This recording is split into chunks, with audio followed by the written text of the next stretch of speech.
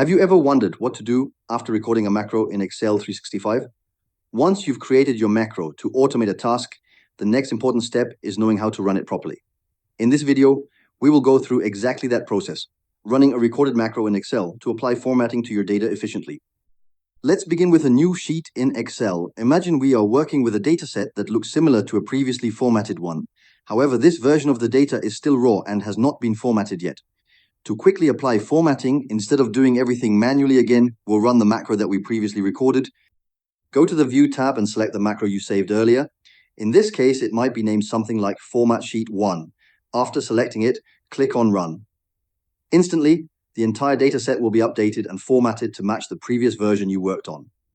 This method is incredibly efficient because it saves time and effort. You no longer have to spend minutes or even hours clicking around and adjusting formats manually.